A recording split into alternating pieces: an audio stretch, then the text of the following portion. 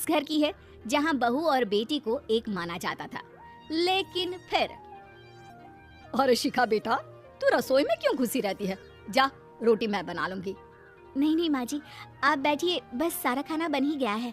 श्वेता को बोल देती हूँ, वो खाना लगा देगी सबका। सॉरी भाभी, मेरे पास वक्त नहीं है। माँ, मुझे पैसे देना, पार्लर जाना है। हाँ हाँ चली जाना, भाभी को भी ले जाना। वो भी जाने को बोल रही थी पार्लर, पर पहले ना मदद कर दे उसके खाना लगाने में। देख माँ, वो बहू है, उसे बहू रहने देना। इतना सर पर मत चढ़ा भाभी को। श्वेता, ज्यादा मत बोला कर। बहू और बेटी में कोई फर्क नहीं होता है। जा जाकर काम कर। ननद को माँ का भाभी से इस तरह प्यार करना बिल्कुल अच्छा नहीं लगता। वो बार बार किसी न किसी तरह माँ को भाभी के खिलाफ भड़काती रहती, लेकिन कोई फायदा ना होता। एक रोज, अरे बेटे किशन, जा बहू को कहीं घुमा कर ला। सारा दिन घर में काम करती रहती है। हाँ हाँ माँ, हम लोग जा रहे हैं ना गोवा। अच्छा जी, भाभी ने तो हमें बताया भी नहीं। वैसे तो सारी पंचायत करती है, ये गोवा वाली बात क्यों छुपा गई हमसे? अरे क्योंकि उसे खुद नहीं पता था बहन। मुझे टिकट सस्ती मिल रही थी तो मैंने बुक कर दिया। हाँ शिखा, पैकिंग कर ले, संडे हम जा रहे हैं गोवा। दोपहर में शिखा पैकिंग कर रही थी कि सास आ जाती है। ये क्या बहू, साड़ियाँ? अरे गोवा जा रही है घूमने या फिर शादी में मायके हैं? माँ जी, ऐसा कुछ है ही नहीं, समझ में नहीं आ रहा क्या रखूं कपड़े में। अरे तेरी और श्वेता की साइज तो एक ही है, उसके कुछ मॉडर्न कपड़े ले ले, आकर लौटा देना। हाँ माँ जी, ये ठीक रहेगा। शिखा श्वेता के पास जाती है और उससे कपड़े मांगती है। ना जी ना, मैं अपने कपड़े ना दूं, वैसे भी फैल जाएंगे मेरे कपड़े, बहुत महंगे वाले हैं। शिखा मुंह लटकाकर कमरे में आ जाती है तो सास कहती है, चल तैयार हो जा, तुझे मैं शॉपिंग करा कर लाती हूँ गोवा की।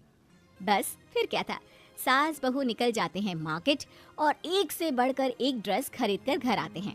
पहले बता देती कि नए कपड़े दिलाने वाली है भाभी को, तो मैं अपने ही दे देती ना भाभी को, मुझे दिला देती नए कपड़े।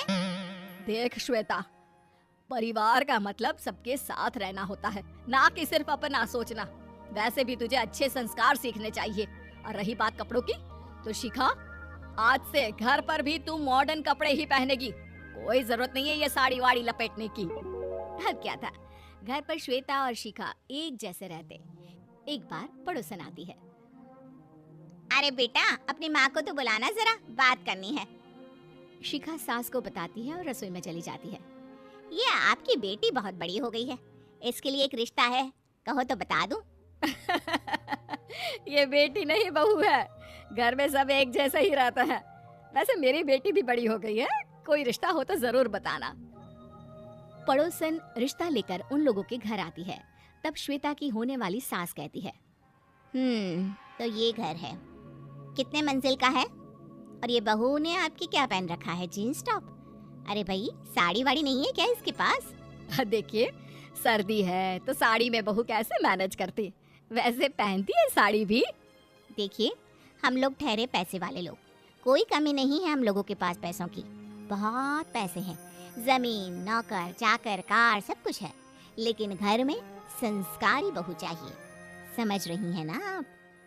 सास कुछ कहती कि श्वेता बोल पड़ती है, हाय रे, नौकर चाकर से लेकर जमीन, कार, पैसा, हाँ हाँ मुझे रिश्ता मंजूर है मुझे।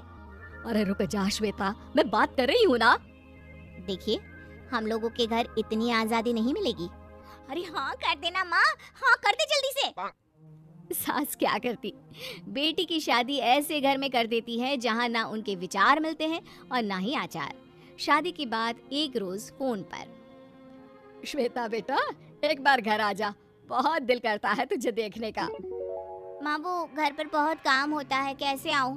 बड़ा घर है, लेकिन आने जाने वालों की लाइन ही लगी रहती है। बेटा मैं तो जानती थी उस घर का हाल, लेकिन तू ही नहीं मान रही थी। माँ देख, हर घर का यही हाल है। तेरी बेटी को यहाँ घूंघट हटाने की परमिशन नहीं है और एक तरफ भाभी स्कर्ट पहनकर घूम रही है। बेटा मुझे क्या पता था कि मेरी बेटी को ससुराल के नाम पर पिंजरा मिल जाएगा। अच्छा माँ, फोन रखती हूँ, सास को गर्मा गर्म रोटी खिलानी है। तुम लोगों की तरह नहीं कि एक रोटी बनाओ, एक सब्जी बनाओ, फिर सारा दिन फ्री होकर घूमो। सास फोन तो रख देती है, लेकिन सोच में पड़ जाती है कि एक तरफ बेटी जिसे कोई आज़ादी नहीं, वहीं दूसरी तरफ बहू जिसे देखकर लगता ही नहीं कि उसकी शादी भी हुई है। अगले रोज। शिखा, अरे ओ शिखा। हाँ माँ, क्या हुआ? कुछ चाहिए आपको? मैं जिम जा रही थी। जिम के कपड़ों में बहू को देखकर सास को घूंघट में अपनी बेटी का ख्याल आता है।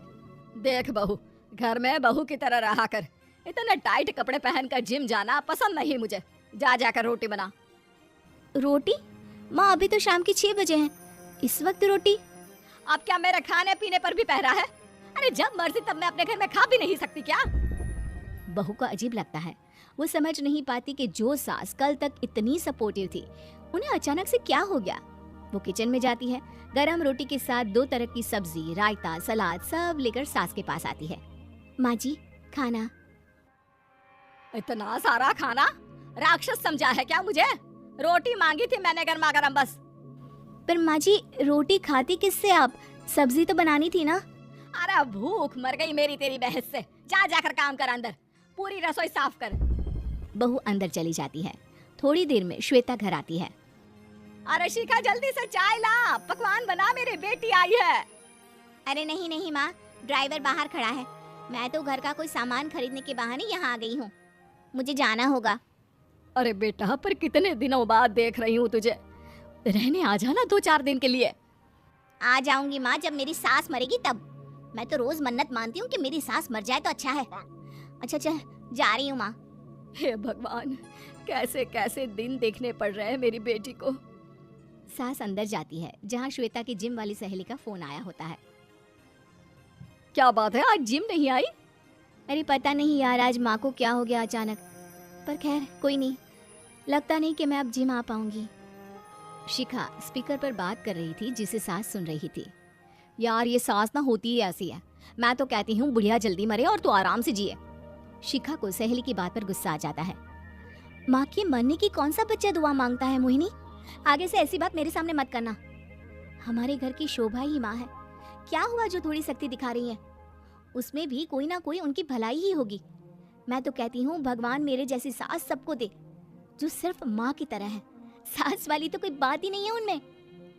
सास ये बात सुन रही थी। उनकी आंख में आंसू आ जाते हैं कि क्यों वो बेटी की किस्मत में बहू को भी भागीदार बना रही थी। शिखा, अरे ओ शिखा, क्या हो गया?